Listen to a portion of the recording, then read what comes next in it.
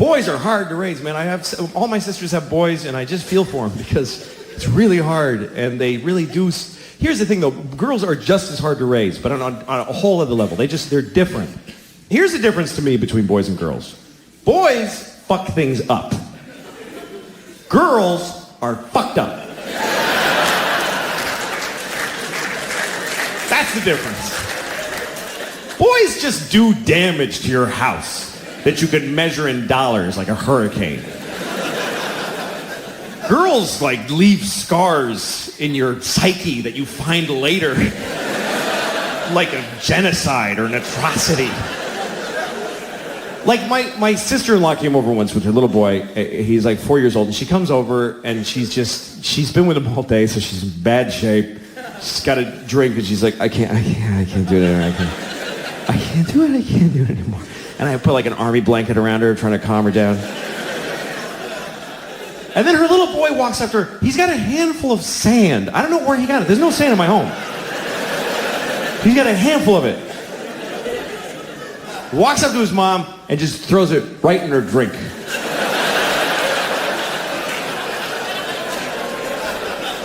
It's all she had. And he just ruined it. Really confident, too. Not like this. He was like, yeah, that's where that shit goes, right there.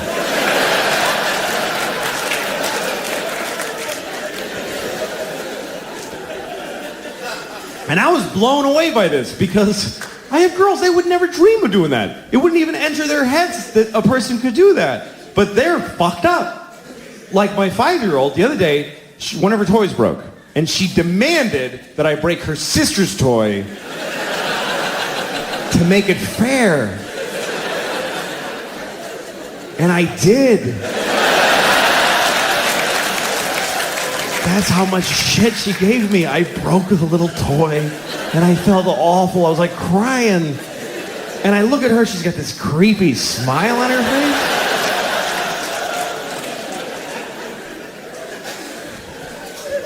That's the difference between boys and girls. And it becomes the difference between men and women, really. Because a man will, like, steal your car, or burn your house down, or beat the shit out of you. But a woman will ruin your fucking life. Do you see the difference? Like, a man will cut your arm off and throw it in a river. But he'll leave you as a human being intact. He won't fuck with who you are. Women are non-violent, but they will shit inside of your heart.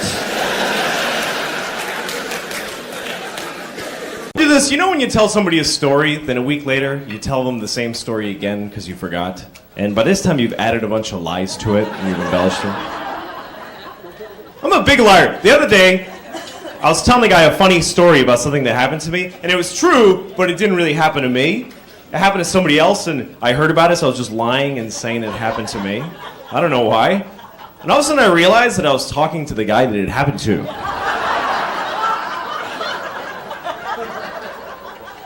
And he's like, that wasn't you, that was me. What the fuck is wrong with you? I was like, oh, no, I think that was me. No, that was me. That's the best thing to do. If you really get caught in a lie, just fucking hang in there anyway. You're a liar! And then just stop being friends with the guy right there. Don't call him, just... I'm broke. Anybody else broke?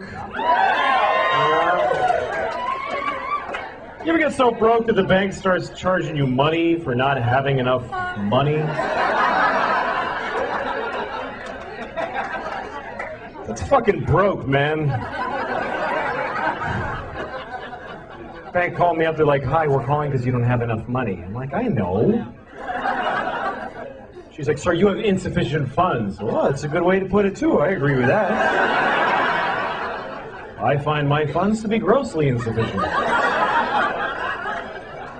Thanks for calling. Why are you mad at me? I don't understand what. How is this something I'm doing to you? She's like, sir, you only have $20. That's not enough. You can't only have $20. I'm like, look, I'm not being broke just to fuck with you. I just really don't have any money. I'm not trying to be a dick. My life is shitty. What? So they charged me. They charged me $15. That's how much it costs to only have $20.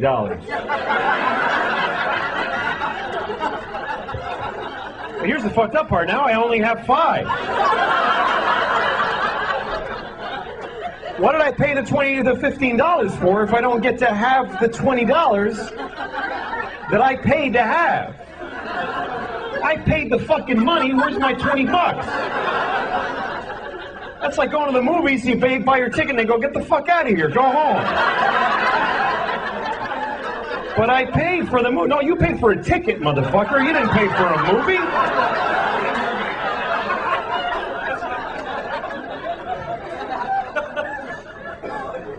You ever have negative money?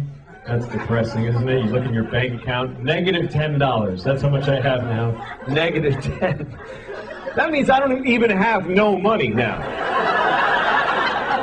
I wish I did. I wish I didn't have anything. I wish I just had nothing, but I have less than that. I don't have none. I have not 10. I can't, if it's free, I can't fucking afford it. Somebody could come up to me, take this, it's free. Fuck, that costs nothing. I can't afford that. That's more than I have. I gotta raise $10 to be broke. That's where I'm at. That's not good. That's bad. Apparently some of you are in the same fucking position. How's your economy doing? Shit. Thank you. Maybe tell me that later instead of during a performance. You're not welcome to speak. I'm trying to make that really clear to everybody at the same time. It is not appropriate to yell shit at me right now. It is less appropriate to yell at me than almost anybody within several square miles. If you yell at a guy on the street, you're not ruining a show for 2,500 fucking people. So it's literally one of the few people, me and a pilot, you shouldn't talk to. Those are the only people. It was dark. Yeah. What was this dark? Well, last year I think I did this on the show, actually, on the series. I think I put it in there, but it was a thing about that, people hate child molesters so much. They hate them worse than murderers or anybody else. Right. So getting caught child molesting is that's the end. That's the worst. It's really the end of your life in every way. Your friends are gone. Whatever you had is gone. Yeah. Right? So that's why a lot of kids that get molested get killed. Because it's like once you whatever got you to the moment where you molested a kid. Right. Once you hit that moment, you're like, I can't let this kid go now because I'm fucked if this kid goes home and tells anybody. So you kill the kid. Right. So the bit was that if we could hate child molesting a little less, we might get some kids back. Wow, that is a brilliant thought. If somebody could go say to themselves, all right, I molest, somebody could call you and go, hey, I molested your kid. You want him back after soccer? Or do you want me to drop him off at this game? Doesn't he have any allergies I should know about? I was just in Ireland, and they have these posters. In Ireland, there's an election going on all over Europe right now, actually, for the whatever. I don't fucking care. It's not here, so they fucking don't matter at all. So, but I'm in Ireland, and there's an election, and there's a guy whose poster says, "Stop the pedophiles." That's his slogan. Stop the pedophiles. And here's the thing. Even if you're against the pedophiles, I wouldn't want my face with pedophiles all over the nation that I live in, And I told that to an Irishman, and he said, actually, we say pedophiles. Look, hey, I've been fucking kids for 10 years. Don't tell me what I think I would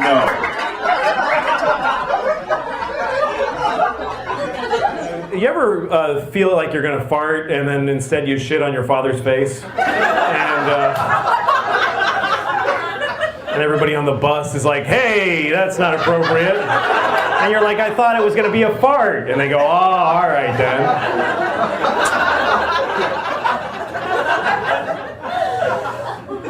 I'm doing well. I had a good day today. I went to the movies. And, before the movie now, they show you that whole presentation where they explain that you shouldn't download movies on the internet because you're hurting all the people that work on the movies. They need to feed their families. So you shouldn't download movies on the internet. And I thought, holy shit, I had no idea. I just didn't know you could download movies on the internet. That is great news. I'm going to download all of them. I went to the park today. I like going to the park because I can masturbate without my wife bothering me. So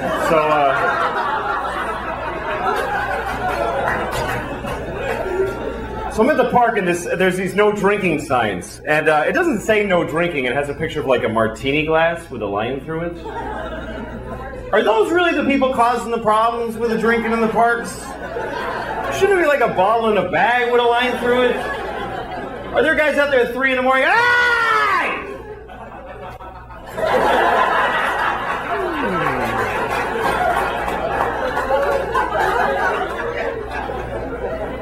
I'm very happy. I'm married, and I love my wife. I love her very much. My wife hates me. She fucking hates me. She hates me so much. Like, that's what she does. Like, if you ask her, what'd you do today? I fucking hate that guy. That's what I did today. I hate Louis.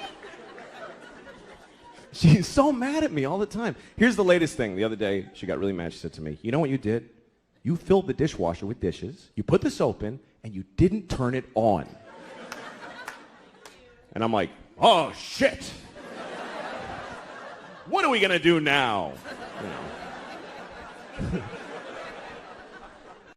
But here's the part where she blows my mind. This is amazing when she gets to this level. She says, well, why didn't you turn it on? Like I have a reason for not turning it on. And I'm like, can't I just be stupid? Can't it just be that I'm a fucking idiot? That I filled the dishwasher and then I went, duh, and I walked away? I can live with that. I'm cool with that. But she says, no, why'd you do it? Which means I decided not to do it. Do you know how much more of an asshole that makes me? That means I filled the dishwasher and then I went, you know what? Fuck her, I ain't turning it on. She can suck my dick if she thinks I'm pressing that on button. I'll fill it, but I don't fucking press on, not in my own house. Why would I do that? That would be crazy.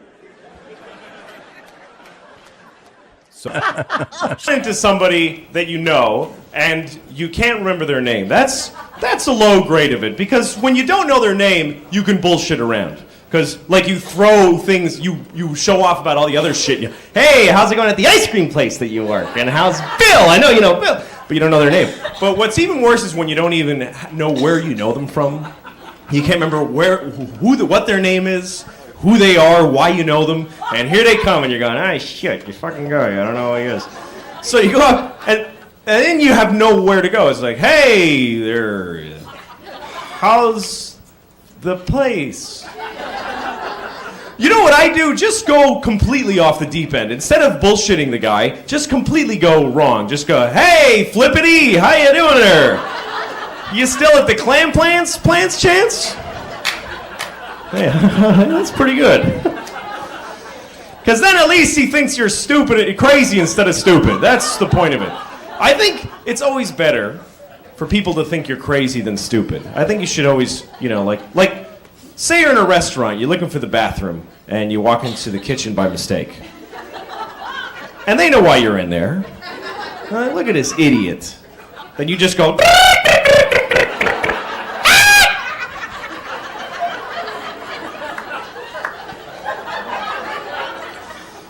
Come on. And they'll let you pee in there. That's my point. Okay. No, I'm glad you appreciate that story. Not everybody appreciates that story. I told that story about a week ago in Orange County, California, and all these rich motherfuckers looking at me with their bow tans and their golf shirts and penny loafers. They're all looking at me like, well, yeah. Like... You were financially irresponsible, you had to pay the price. I don't frankly see what you're angry about. The bank has a right to accrue a fee, clearly. That's how different it is to be rich than it is to be poor, because when you're rich, the bank pays you for being rich. If you have a lot of money, they give you money because you have a lot of money. They say, you have so much money that we should give you some. Because you have a lot, you should have more. Here, take more money. Take this guy's 15, fuck him, you should have it. It makes perfect sense. He doesn't have enough, you have a lot. Fine, take it all, you motherfuckers. I don't give a shit. You ever get so broke it just becomes funny to you after a while? You go, Jesus Christ, I have no fucking money. Jesus. People call you, hi, we're going to turn off the... Yeah, fuck it, turn it off, man. Turn it off, I don't give a shit. When can you make a payment? I ain't paying anything. What am I going to fucking pay you with? I fucking sold the phone. I don't need it now. Damn it, man. This shit's brutal. I live in New York too, and man, you can't get along with no money in New York. You gotta live in these tiny places. I have this apartment, right? And we have this. Okay, here's the toilet, right? I'm on the toilet. This is how small the apartment is. The tub is right here, like right next to the toilet. Then there's a wall, like right fucking here, like right. There's no. You get squeezed in, and here's the worst part. I have to put a foot in the tub to use this toilet, because otherwise I gotta go like this. Who shits like this with their knees together? I'm pooping.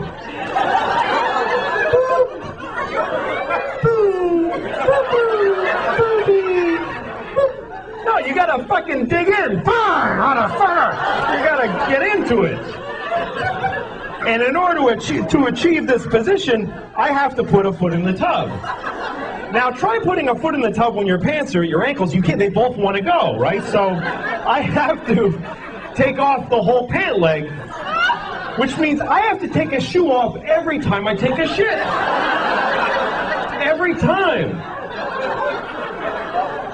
And sometimes that's okay, but a lot of times it fucking isn't okay.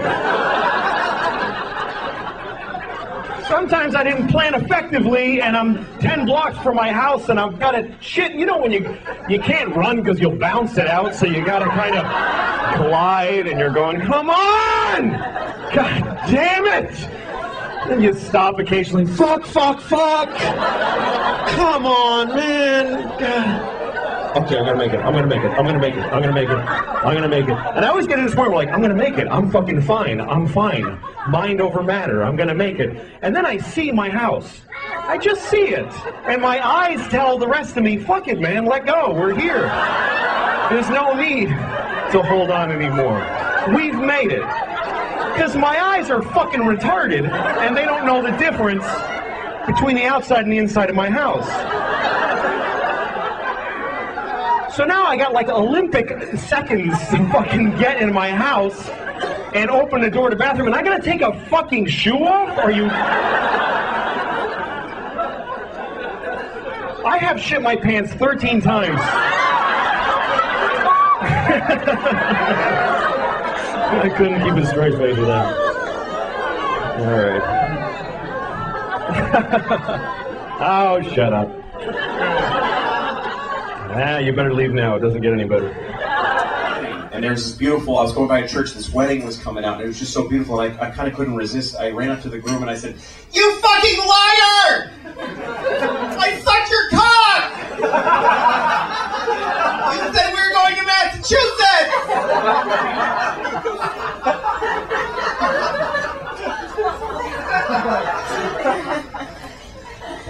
Stereotypical gay guy. Here's the thing, right?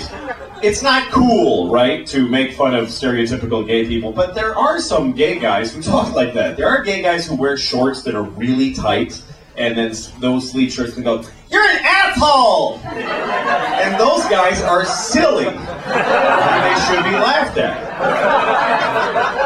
Not all gays. To say, hey, all gay people act like this is wrong, but to point out that a gay guy that acts like that is funny, it's just fucking true. They're hilarious.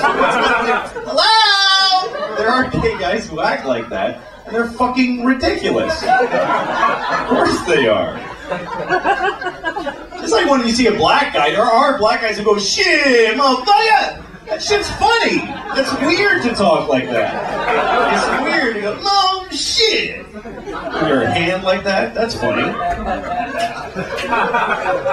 You know, and it's not wrong to make fun of Jews that they're all Jewy, you know? Anyway, that's what Jews get. They're Jewy.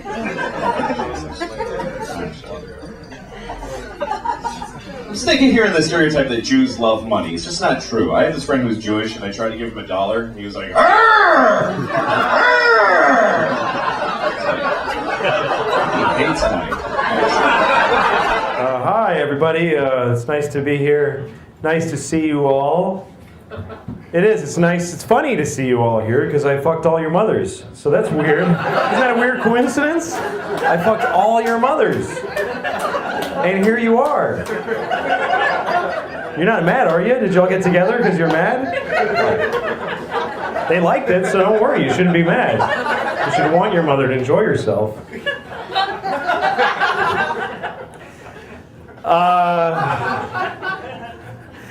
So I was talking to a friend of mine, and he used an old expression, and he said, yeah, well, it's a double-edged sword. You know, when people say that? I don't think people should say that anymore.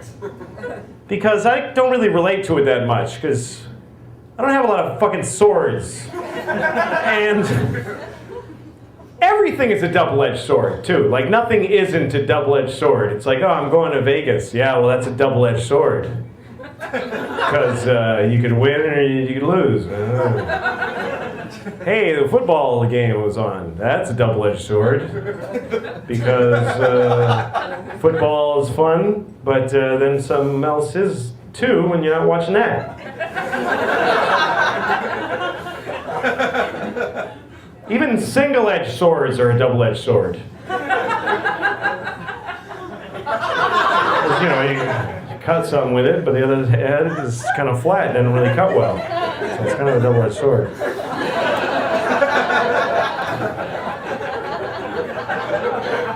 That bit is kind of Seinfeld-y, I think. And then I try to make it mine by doing it clumsily. That's how you modernize comedy. You take any bit Seinfeld would have done and just make it sound like you don't know what the fuck you're talking about. And then you sound clever. When you have a baby, everything changes. So people tell you, they go, your whole life is going to change. And they were right. I think the biggest difference between my life now and before we had the baby is that now we have a baby. We have a baby. You know, that's a huge responsibility. You got to not leave them outside. You got a lot of stuff you got to take care of constantly. No, it's great, though. My father told me when I was a kid, he said, you're not going to know what it is to be a real man until you hold a tiny baby in your arms. And I didn't understand that then, but I do now, because I held my baby in my arms and I felt like a real man, you know, because I could crush that.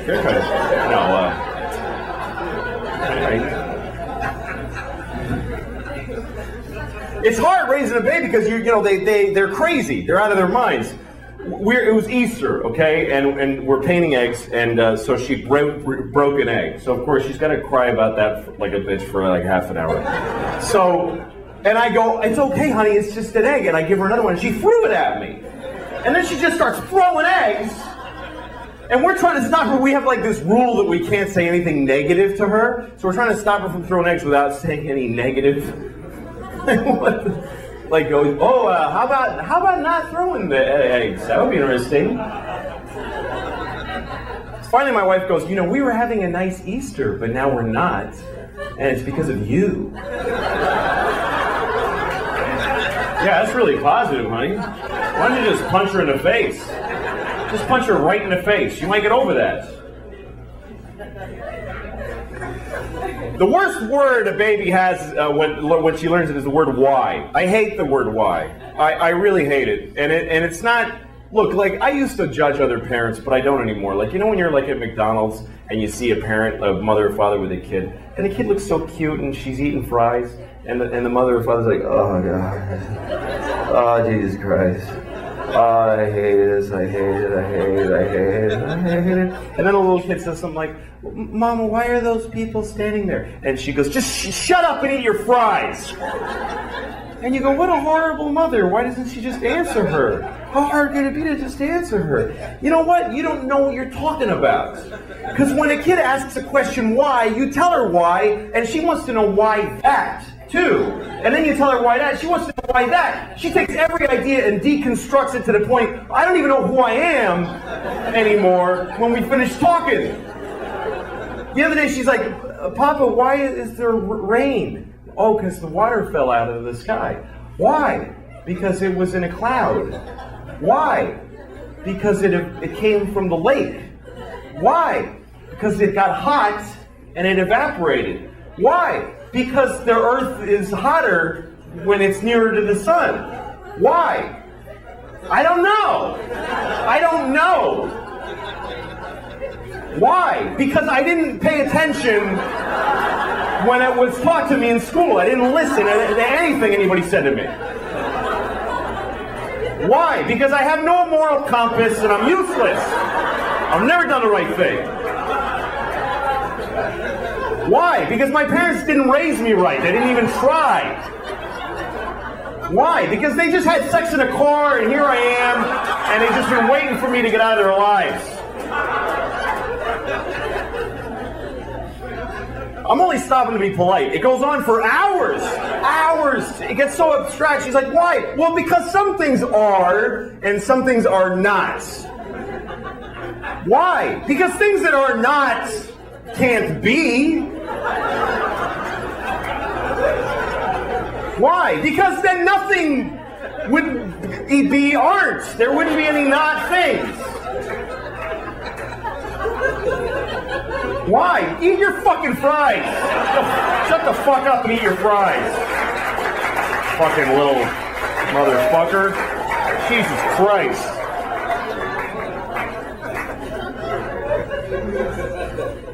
The thing that she's usually mad about is simple. She says that I don't listen to her when she's talking. And I don't. But it's not because I don't love her, blah, blah, blah. It's because I try to listen. I really do. When she talks, I just stare at her face. I'm like, come on, bring the story. But somehow I'm like, what the I can't do it. I try. Because every story gets divided into 50 stories that all branch out into these crazy, and I'm like, holy shit. I've got ADD. I can't do it. I'm like, fucking please. But I try every time I try because I love this retarded woman. So I try really hard to listen to her stories. Other people don't even try. We go to parties, she starts talking, people just walk away like, fuck this, that lady's crazy. Who would waste time listening to that crap? Me. She can't help it. I really feel bad for her because the thing is that every word of the story gets her so excited that she wants to fucking run with it, and she can't fucking just break through and get to the end or even the beginning. This is my wife telling a story. She's like, guess what happened to my mom today? You remember I told you my mom how when she was in college, not when she went to Michigan, when she transferred. Remember because that guy got weird and she had to leave because he was not the Iranian guy. That was a different story. That guy, I think he was Persian. I heard that Persia actually split. What the fuck are you talking about? Jesus Christ. Pick a thing. Have some consideration for the fucking listener. I don't do that. Here's me telling a story. I bought a tomato and I ate it and it was good. That's a story anyone can follow. It's about a tomato the whole time.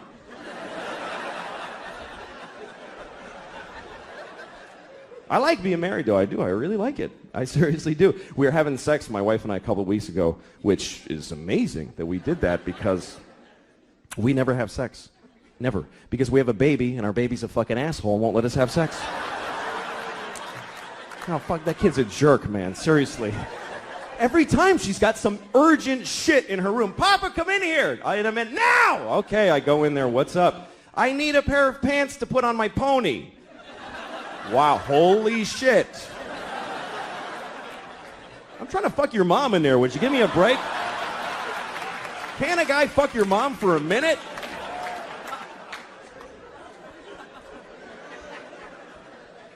There is no sex, man. I had no idea that marriage just means no sex. No, none, fucking none. I have friends that are thinking of getting married, and they say funny shit like, hey, you know, I don't know if I could do it, because I don't know if I could have sex with one woman for the rest of my life. I'm like, don't worry about that shit. You're going to have sex with 0 women for the rest of your life. That's a lot less than one woman. Who the fuck do you think you are? Where'd you get that fantasy? I'd love to have sex with one woman for the rest of my life. Any one woman. Big, fat, dead lady with a beard, I'd fuck her every day. I'd be proud to have her. Go ahead. I have a new...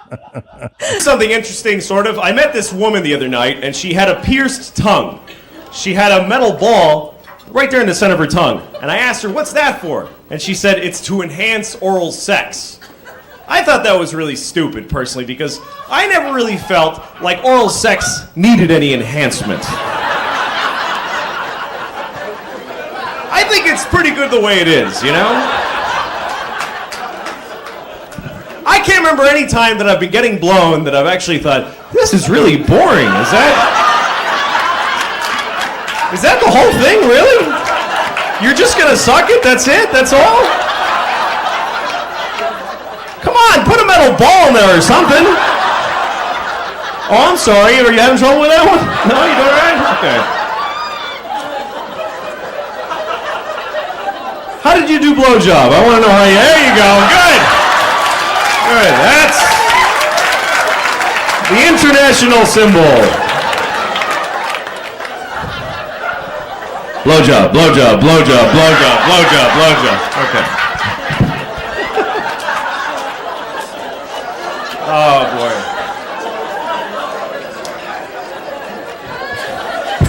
All right. I'm getting all sorts of laughs. I don't even know what's happening half the time here. Because 2 reasons I think women should be allowed to kill babies. Number 1, I don't think life is that important. It's just not. It is not. People get too excited about life. Oh, life, fuck you. It's not that. It's... Make a list of every shitty thing ever that's in life. Life is okay. I like life. I like it. I don't need it. I'd be fine without it. I like life, though. I do. You know how much I like life? I have never killed myself. That's how much I like it. That's exactly how much I like it, with a razor-thin margin. I like it precisely enough to not kill myself. It's an option, though. It's totally an option. I mean, I'm 49. I have 2 kids. I've flipped through the brochure a few times. I've thought of killing myself just to win an argument. You're not supposed to talk about suicide, even to your shrink.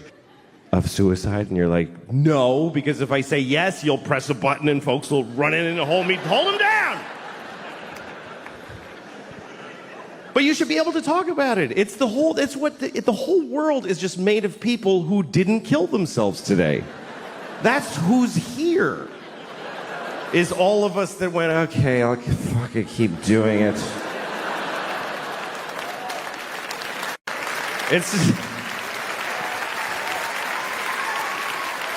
Because it's an interesting thing about life. Life can get very difficult, very sad, very upsetting, but you don't have to do it. You really don't have to do it. You don't have to do anything. You never have to do anything because you can kill yourself. If they send you a letter from motor vehicles, you have to come in and, no, I don't. I'll kill myself. You can do that. You can do that once. But you can do it.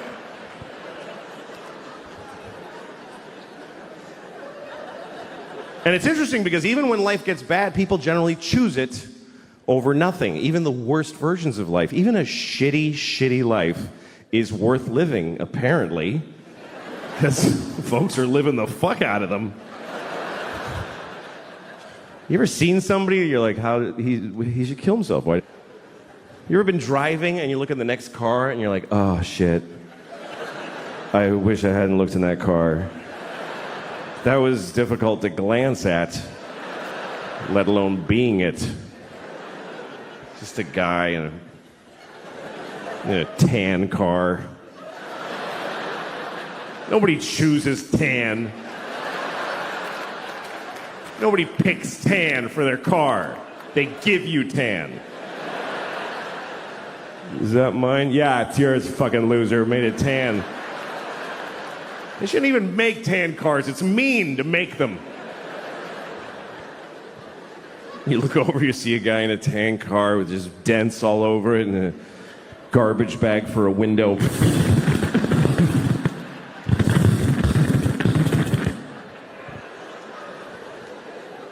What is holding up his suicide? What is delaying it?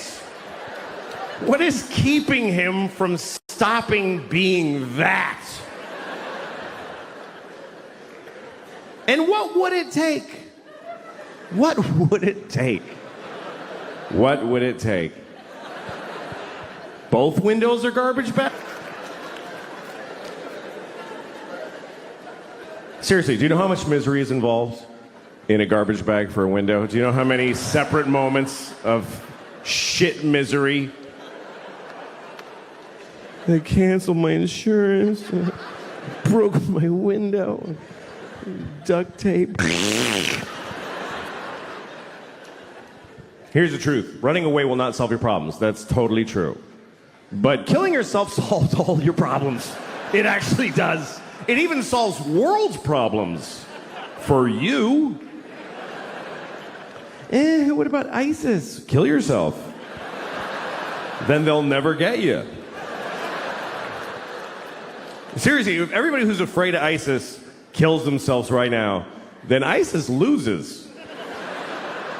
Because they live in a world of people that don't give a shit. We're gonna cut his head off. Okay. It's not fun now.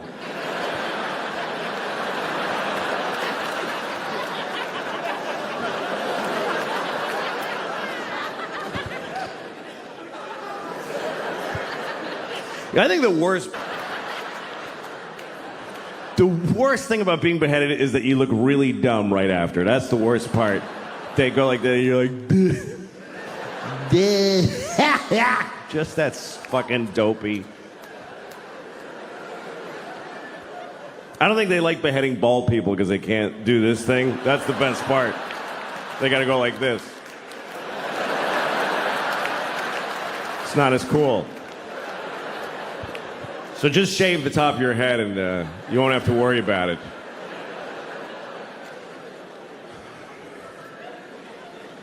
So that's the first reason.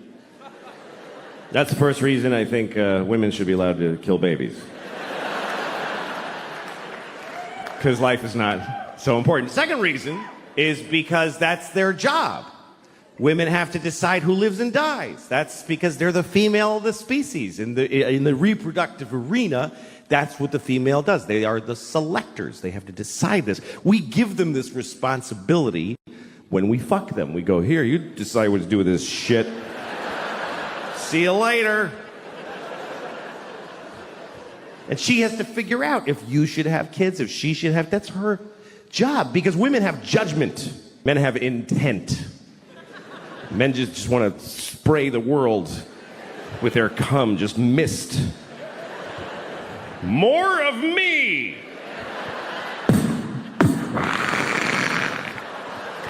More of me!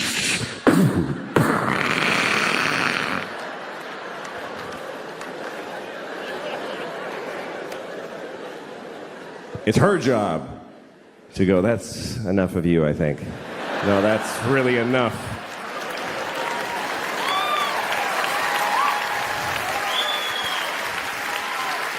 I don't think that face needs to repeat.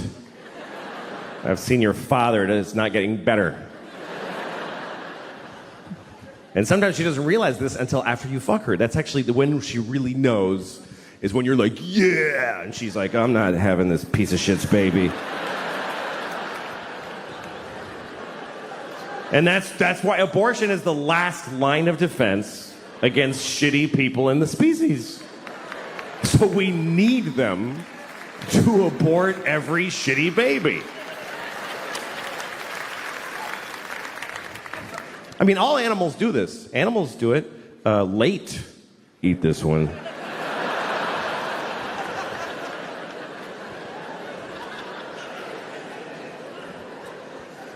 But when is it okay? When should they be allowed? When it's in their pussy, that whole time. It's in her pussy. If there's a dude in your pussy, you get to kill him. I think that's pretty fundamental. You're allowed to kill people if they're in your house.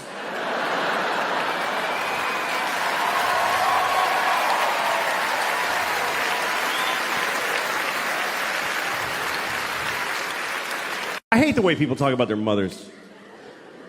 I was watching a football game one time, and this guy scored a bunch of shit, whatever, and they were excited.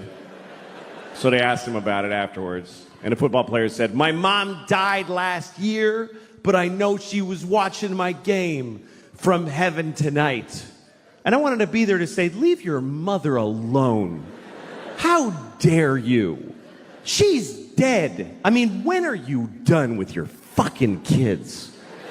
When are you finished with your fucking kids? Even after you're dead, you still have to go to their fucking games and shit?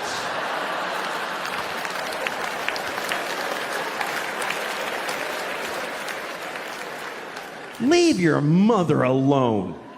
She did her job. She raised you and it killed her. I mean, let her enjoy heaven. Don't you want your mother to enjoy heaven?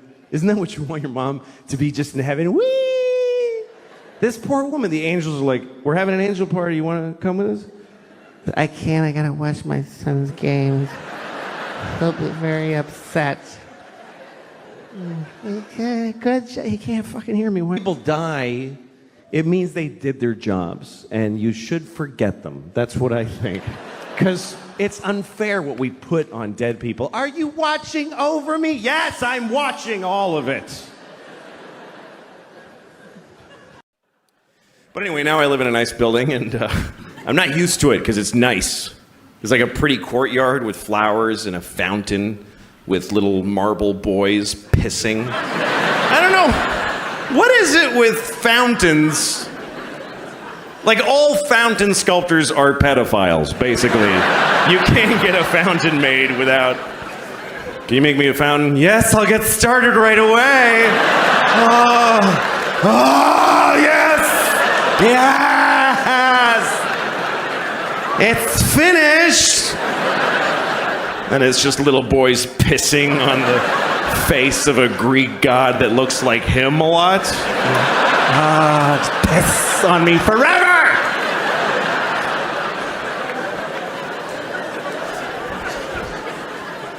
Anyway, there's one of those in the courtyard of my building. And my first week in the building about a year ago, I went down to the courtyard for the first time.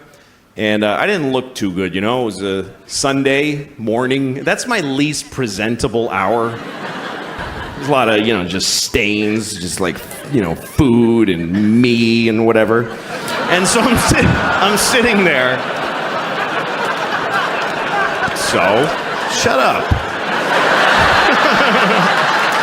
Oh.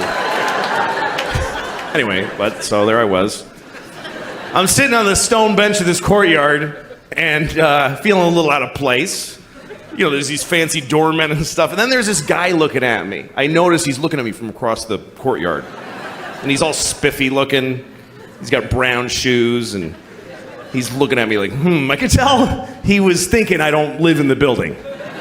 He thinks I just wandered in off the street and sat in the courtyard. I could tell he's thinking of coming over and dealing with me on his own. And I'm sitting there thinking like, oh, please do that. Yes, please, come on. Come on. And I'm trying to look even more gross, and I'm like pulling up my shirt.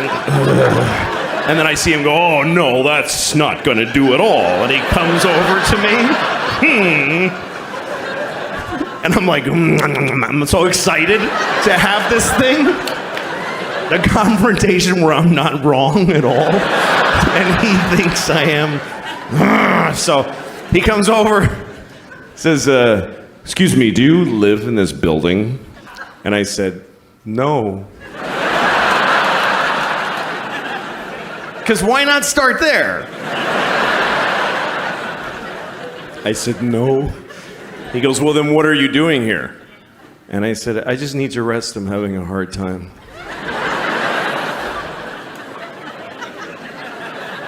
He says, this is private property. And I said, well, I don't really believe in that. You know, just the worst things I could say from his point of view is basically all the things I was saying. And he goes, well, if you don't leave, I'm going to talk to the doorman. I was like, can I just stay like 5 more hours? So he's, no, and he goes over to the doorman, and I see him talking about me to the doorman like this. And then I see the doorman going, oh no, that guy lives here. That's okay.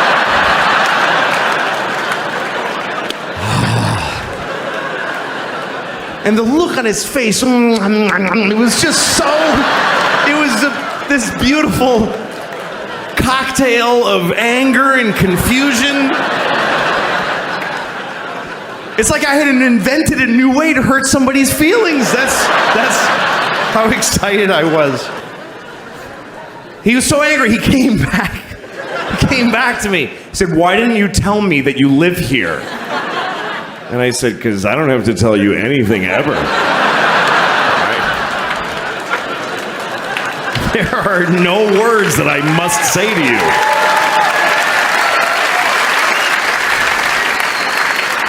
Also, I didn't want to ruin your thing. That's your favorite thing you were doing. You love that! Making people not be places.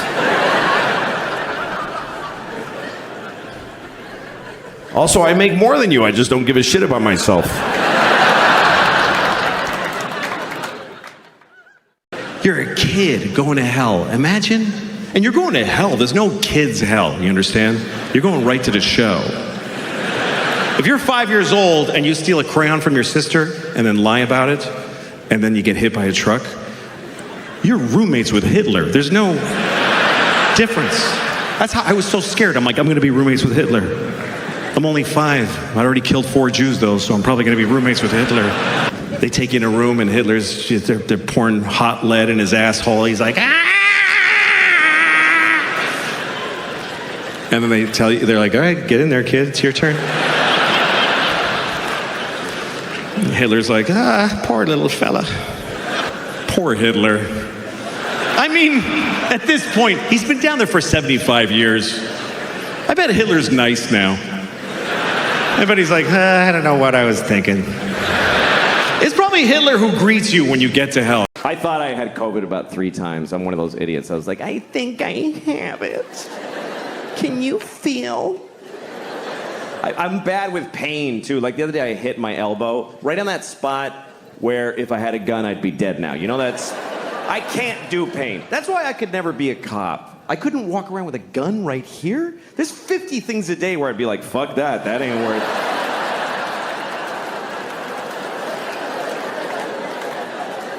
That's my main problem, by the way, with the whole defund the police idea. What about people that want to commit suicide by cop? What about them? Anyway, we'll put a pin in that, but... We had a lot of protests in New York, and now we have protesters that just live here. They're not at a protest, they're just here. I saw a protester in the Washington Square Park. She had green hair and dirty legs. And she's holding a little piece of cardboard, and it's with a Sharpie. It said, abolish billionaires. And she's standing there. And I thought, I don't think that's going to do it. It doesn't feel like that's going to result in Jeff Bezos going, what's happening to me? sadly. It's going to be okay for him. I thought it was good how young people got out there and they expressed themselves. They went out there to solve a lot of problems. Not all of the problems, but some of them. They went out there to stop discrimination. Not all discrimination. Just some of it, which is a weird form of discrimination. But there are groups that are discriminated against who don't have any protesters or any people working for them. And we all discriminate against these people, like ugly people. Everybody discriminates against ugly people. They do, and it's awful. I mean, I'd rather be discriminated against for my race than for being ugly. Because you might not lose a job or a promotion, but nobody kisses you on the lips like your whole fucking life. Like, try that. This is what we say to ugly people. We don't like your face. We just don't like it. So no one's gonna fall in love with you, and it's unanimous. Sorry. And we just expect ugly people to be like, oh, no, I understand. I mean, sure. My head shape is no good for you, so I'll go without the things that matter in life. Also, overweight people. Overweight people deal with things that none of us deal with, because I'm not overweight. There's people who are discriminated against because of their weight. I read a story once about a woman who's 600 pounds, and she couldn't get medical care. Because everything she goes to the doctor, he just says it's because she's fat. Everything. She's like, my knees hurt. He's like, yeah, my knees hurt just looking at you. What did you think was going to happen? She's like, I have chest pains. He says, yeah, because your organs are over capacity, so they're hurting. She's like, I got shot in the head. He said, yeah, because you're fucking fat. Somebody shot you in the fucking head because you're fat. It's a terrible story. Here's the worst part of the story, and this is true. This is true. She needed an MRI. Because she had something serious. She's 600 pounds. She doesn't fit in the machine. You know what they did? They sent her to the zoo. I'm not kidding. They sent her to the fucking zoo. That's what we do for fat people. We need an MRI. Hey, here's your prescription. Go to the zoo. Yeah, that's where you should go. You should go to the zoo. By the way, you know how many fat people we have in this country? About 600 trillion billion thousands of them. You know how many trans people there are? About 38. But if you're trans and you need a restroom and it's awkward, we'll change every restroom. But if you're fat and you need an MRI, you go to the zoo, you fat bitch. Just go to the zoo. You go experience that today. What happens when she gets to the zoo? What actually fucking happens when she arrives at the zoo? Hi. Are you here to see the monkeys? No, I'm here for an MRI. Oh, shit. All right. Yeah. Uh-huh. Okay, just stand in the straw over here. Yeah.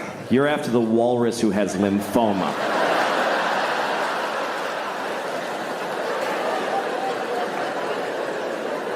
By the way, why is there an MRI machine at the fucking zoo? Who was developing that instead of a fat human being MRI? Who's paying for this shit? You don't give an elephant a fucking magnetic resonance image test. Are you fucking high? That's obscene. If an elephant is sick, you just listen. You do this thing.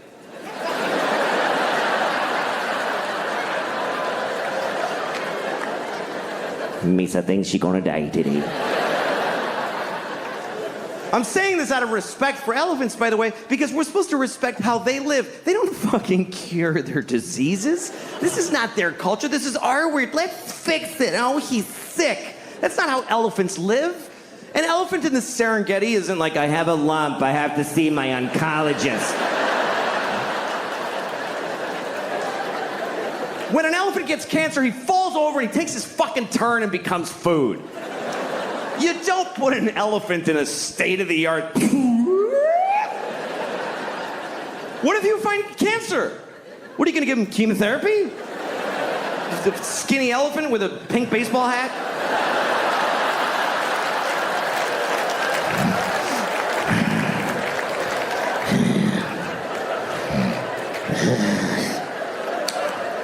each day is a gift.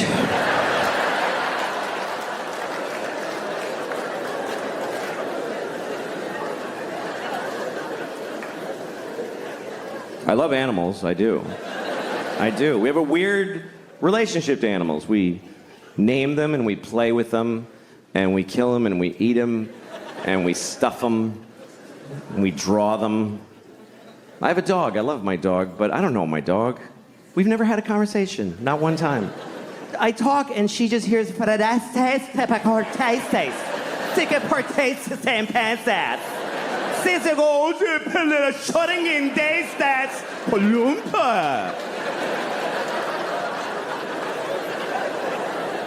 looks at me and I'm like, yes. She's like, what? You don't know what the fuck I'm thinking. Fuck you. I don't know this bitch. I have no idea what she's thinking. I really wish I did. I wish I knew what she was thinking. It's my biggest wish maybe in life is that I knew, because I know she has thoughts. I know she does. There's no way she's just like, dog. There's stuff going on in here. I've seen it. You ever watch your dog make a decision? You ever watch your dog just walk in the room and then look around like...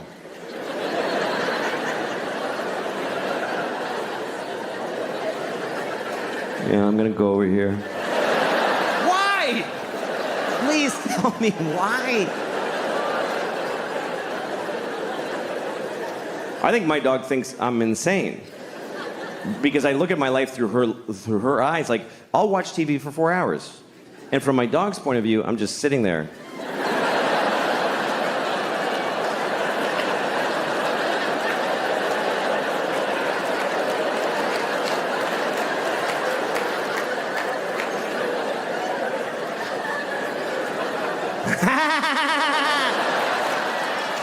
Why the fuck is he laughing? What happened?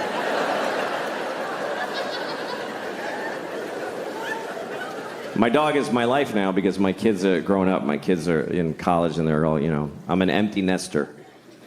That's what you call it when your kids are gone. Because they grew up, not if they're dead.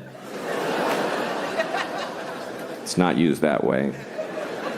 My daughter died of leukemia. Hey, you're an empty nester.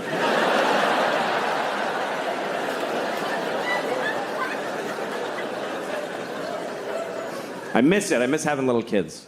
I think about it all the time. I think about it maybe adopting, you know? I could adopt a baby from a third world country. That's a good thing to do, because you can just leave them outside. You don't have to...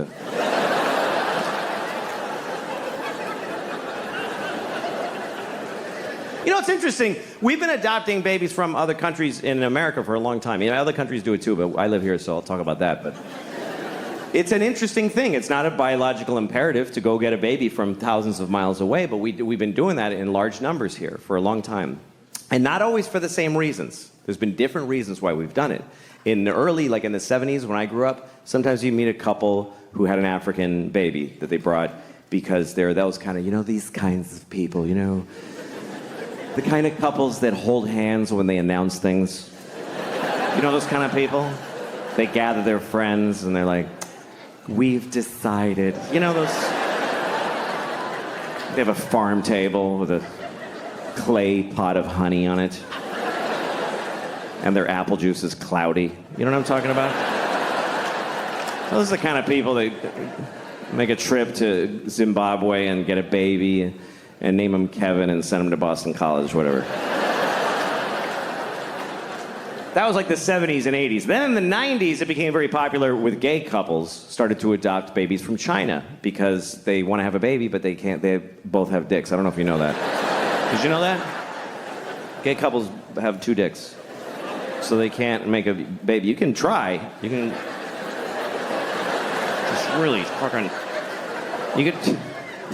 You could try to come into one dick with the other. Like, if you line up the dick holes, and you can come and the sperm goes up this dick and down that one. And then the sperm gets to the balls and they're like, wait, what the fuck?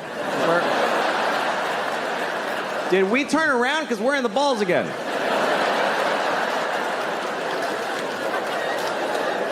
Whose balls are these? These aren't even his balls. Oh, he's gay. Fuck. All right. Okay. All right. Well, let's just swim around till we're dead. It's just the way it is. You're not gonna. A baby will never come out of a penis. It's good. It's a good thing because it's hard for women. Imagine pushing a whole baby out of your penis dick hole. Even just a hand. Yeah. Anyway, so that's why gay couples adopt. That's why. And often from China, because they make a lot of stuff there.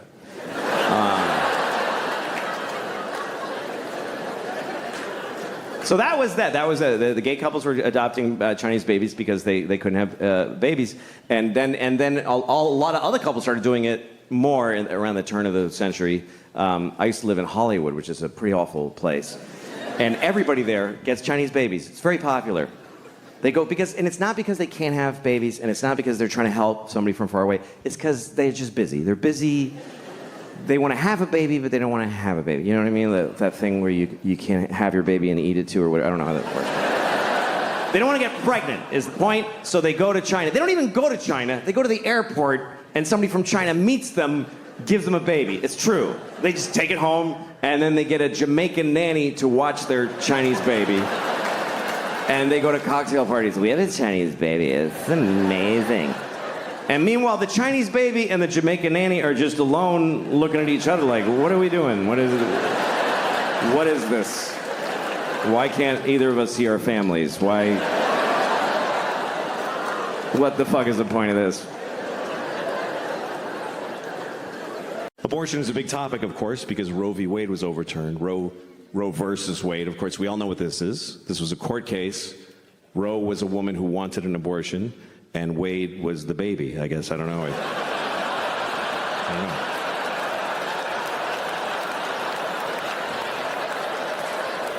I'm just assuming. I never found out who Wade was.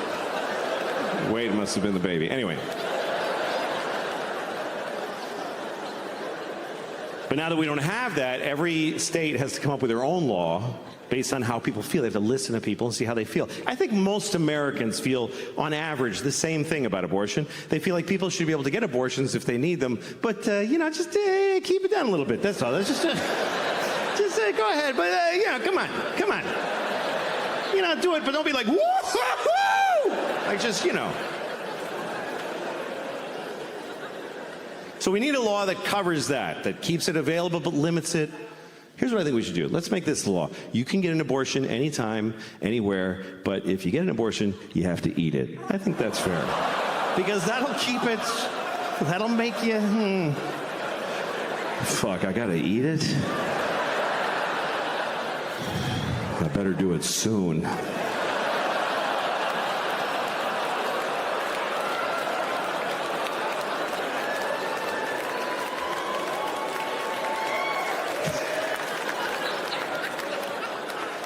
Just trying to make everybody happy,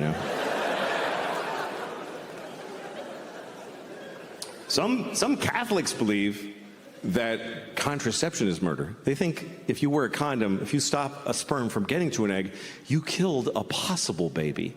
By that logic, I could say that any woman that won't fuck me is a murderer. Let me tell you, there's a bunch of murdering bitches out there. But murder is a weird law structure also. That's not a sentence, didn't make any sense. But murder should be simple because it's a binary crime. You kill somebody or you don't. They're alive or they're dead. It's one or the other. But the laws around murder are a little murky. One person can kill somebody, get 100 years. Somebody else gets 20. Why? What's the difference? Here's what they base your sentence on with murder. They base it on how you felt when you murdered them. That's weirdly important. They say, okay, you shot him in the face. But what was up with you, man? Like, what was going on? Like, come on.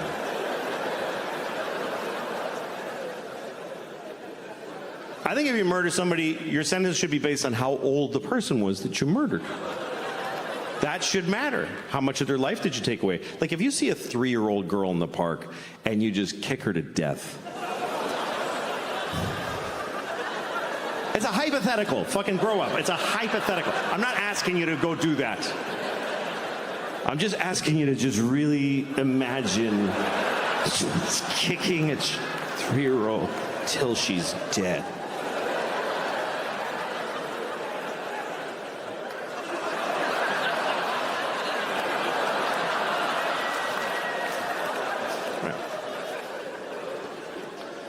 If you kill a 3-year-old, you should do a lot of time. You should do a lot of time, unless she's got like diabetes. You got to work it all in.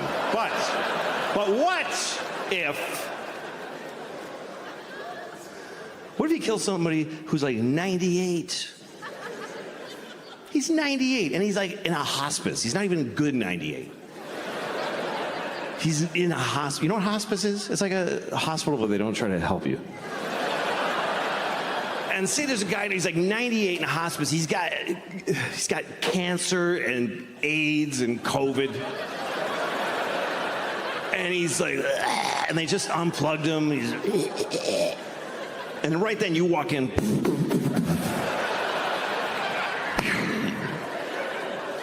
Shoot him right in the face. You should get like 5 minutes for that.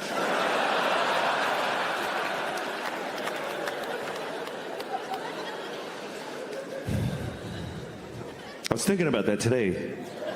I was, because I'm going to see my dad next week. And my dad, let me tell you something, okay? My father is not in a hospice. My dad is in a facility being kept alive. For whose benefit? I don't get it. It's just and they just put food in and just, come on, keep going. Like, what does he have, a secret he hasn't told yet?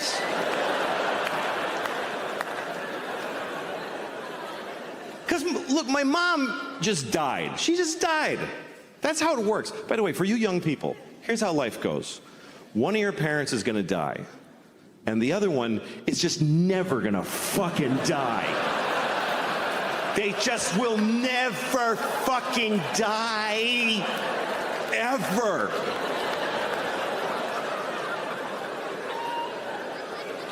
And guess what? It's not the one you wanted. Nope.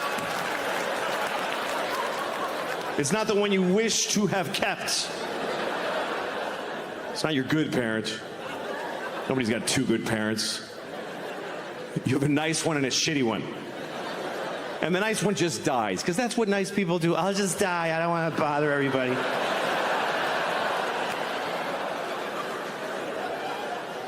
And the shitty one just hangs in there. Yeah, I'm still here. Another day of this. Why? What the fuck for the long life? You can live too long, I think. You can live too long. Some people are 100. Get the fuck out of here. Nobody knows you.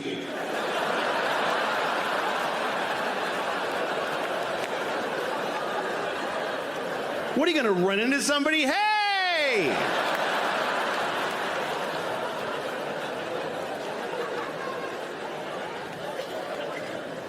Some people are even older.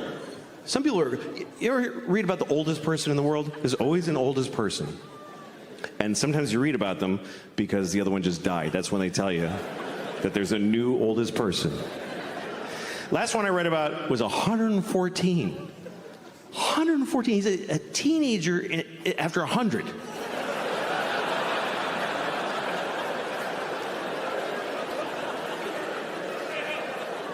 You know what that means? It means he's got a kid who's like 92. Who's like, please fucking die. I'm just hanging around so I can have 1 week without you in it.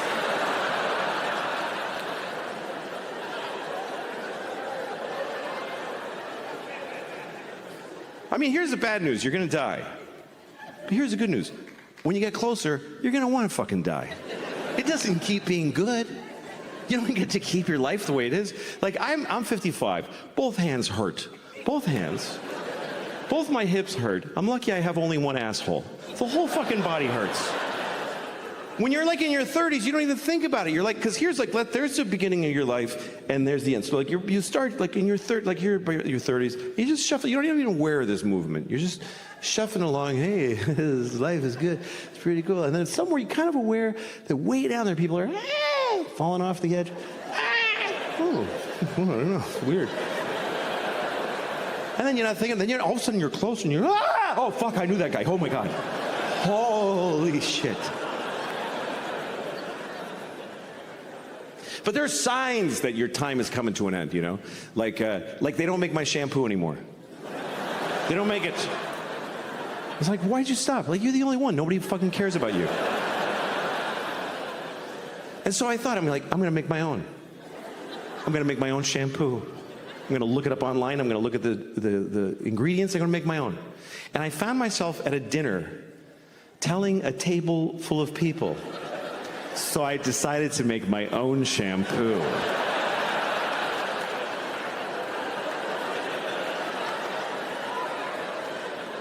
That's one of those moments where you tell yourself, just don't tell folks anything. You don't need to say it out loud. Just do what you're doing and die as soon as possible.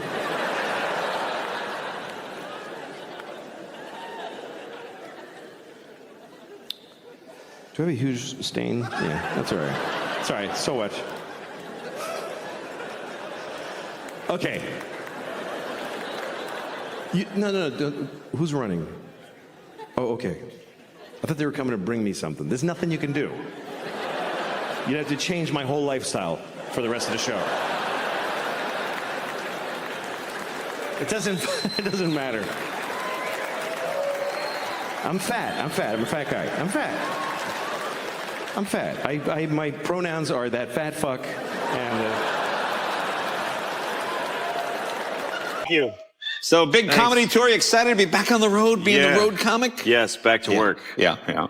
It's actually a little easier because I'm a father. I have 2 kids. Right. So being on the road is easier. Why is it? Why is it? Because they get me up at 6 o'clock in the morning. Oh, I see. So I have to hate them for about 3 hours before the day gets started. You can hate and love somebody at the same time. Just take it easy. But anyway, but on the road I can sleep. Like the other day, I slept for 12 hours. Really? You ever do that, 12 hours of sleep? I'm not a big sleeper, no. No? Well, when you sleep for 12 hours, you have weird dreams. All right. Because for 8 hours, your dreams are your brain working. Your brain is taking your fears and your subconscious and your memories and putting them in order for 8 hours. After 8 hours, if you're still asleep, your brain looks at you like, all right, you really want to see something? You want to see? You sticking around for the late show? You want to see something right now? I'll show you. I'll show you some scary if you're still here. Yeah. And so it gives you and for me, I'm 42, so it's not monsters, it's just weird, repetitive, freaky thing. Like the other night, my dream was Gene Hackman making me put a rock in a bag over and over again. Just Gene Hackman? Yeah, just put a rock in a bag. Put another rock in the bag. Put another rock in the bag. And I start crying. I wake up. I peed myself. It's weird. Yeah. Thanks. Now you know why I don't sleep 12 hours. Yeah. That's right. Now you're doing this 35-city tour. Yeah. Do you get nervous flying? Because it's a lot of connecting flights. It is. It's a lot of flying, and you feel like your odds are going up with the whole dying. Is that right? Yeah. But I was on one flight where I thought I was going to die. I thought, why wouldn't this be when I die? Right. I was in Indianapolis, and we were flying home. I was flying to home, New York, and they were sitting there at the gate, not moving. And the pilot comes on, and he says, "We're waiting because the thing is broken. The fuel gauge is broken. Fuel gauge? Yeah. So we have to wait for the maintenance. Okay. So they wait 20 minutes. Then he comes on. And he goes, "All right, the fuel gauge is still broken, but we're going to go anyway." Because we know how much fuel we have, and come on. Yeah. All right. Yeah. So then we don't go yet. And then he comes back on. We're waiting now because the airport in New York, LaGuardia, won't give us clearance because the weather's bad there. So we have to wait. 20 minutes go by, he comes on. All right, LaGuardia still won't clear us because the weather's bad, but we're going to go anyway. Because we feel confident the weather will be better when we get there. Once you get there. So, and I swear to God, he said, we're going to tell them we're going to Philadelphia so that we get clearance to take off. And then on the way there, we'll change. Mike. Like you're lying to the dude in the tower? Like, yeah, we're going to Philly. Yeah, what is that? What are you supposed to be dishonest to the guy who keeps everybody from dying? So, but we're all business travelers. Everybody's like, yes, go, please. Let's take marginal equipment into bad weather secretly. It's a great idea. So we take off, and then we're flying over New York, and it's like the Wizard of Oz. It's just black clouds. There's witches flying around the plane and stuff. And I mean, it was horrible. Everybody's puking. Everybody was vomiting. There was so much vomiting, and the plane's just boom, boom, boom, boom, boom. And everybody's scared. And I'm listening, me and the guy next to me is from Texas, and we're listening. You know how you can listen to the tower? Right. Talk to the planes. Right. So we hear our guy, this is 288. We'd like clearance to land. And then the guy goes, that's a negative, low visibility, unsafe to land. Then he comes back, yeah, this is 288. We'd really like clearance to land. And then the tower guy goes, there's no visibility, totally unsafe. Please divert to another airport. Right. And our guy comes on and goes, we don't have enough fuel. We have to land now. We don't have enough fuel. And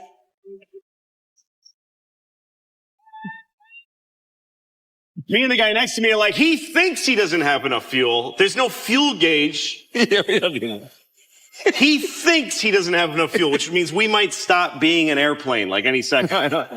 So the guy in LaGuardia comes on, well, clear to land then. Like that, like, if you put it that way, I guess it's suddenly safe to land here.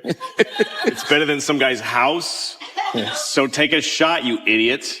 So we start plummeting through just one of these. You hear the plane going, horrible. And we hit the deck like bam, bam, bam, bam. And the pilot comes on and he goes, you may turn on your phone and call your loved ones. He said that and he wasn't kidding. And everybody on the plane was crying and calling their husbands and their wives. I'm divorced. What am I going to hide? You remember you hate me? Well, I almost died. Wow. But when I got in the cab driver was like, that was very bad landing. And I said, how do you know what plane I was in? That's the only plane to land in 3 hours. Said, me and the other drivers, we said they're all going to die today.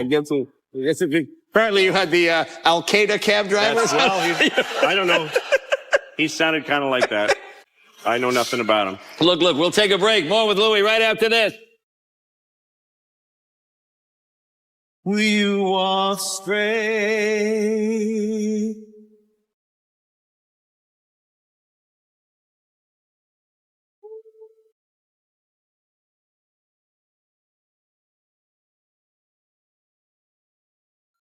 Welcome back. Time with Louis C.K.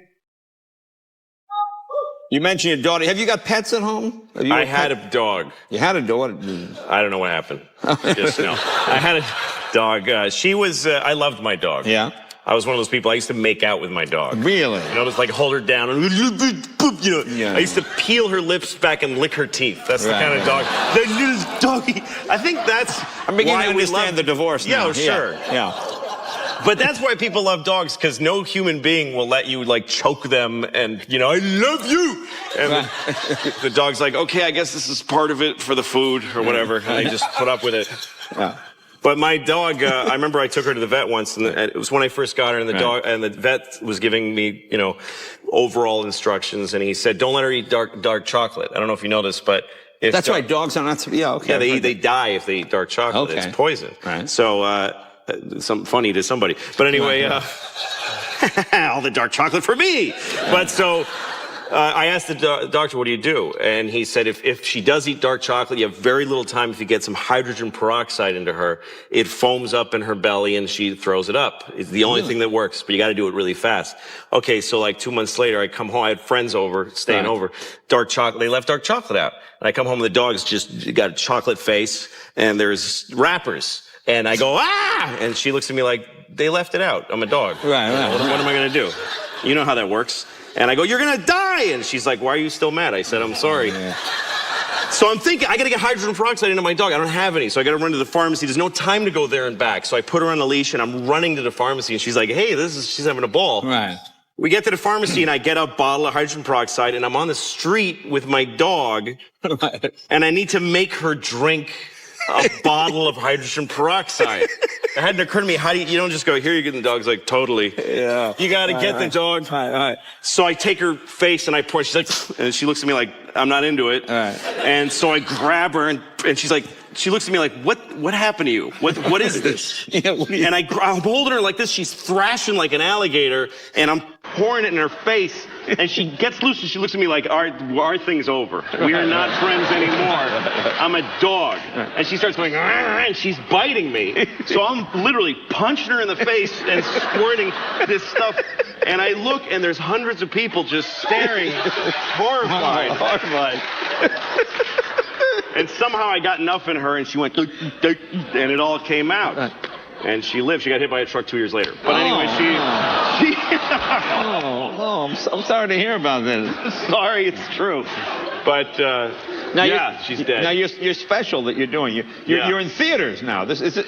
Yes. It's not a one-man show, is it? Now? No, it's not. Don't you hate it when comics put a lamp on stage and their act becomes and a one-man show? start crying and talking about their dad. So you're in theaters. Well, why theaters? What's? Well, what I did was I made a movie of my stand-up. Right. Okay. And it's called Hilarious. I'm also on tour doing a tour in big theaters, but I made a movie because I grew up watching like Bill Cosby and Richard Pryor used to make stand-up movies before there was HBO. I went to some of those when they filmed them at the theaters. Yeah, so you go and you watch it in a movie theater, and it's also cheaper than seeing it in a big theater. Right. And you watch it with an audience. It's kind of a cool way to get stand-up. So I wanted to try that again. So I made that, and it's going to be just for one night in theaters around the country on September 8th. Oh, very cool. Just, 8 cities. Now you brought it to Sundance. Did you? Yes. The whole Sundance thing. Did you have the Sundance experience? Yeah, they're very kind of cool and hip there, and they wear a lot of suede and they have beard, $5 chocolate chip cookies. Yes. Yeah.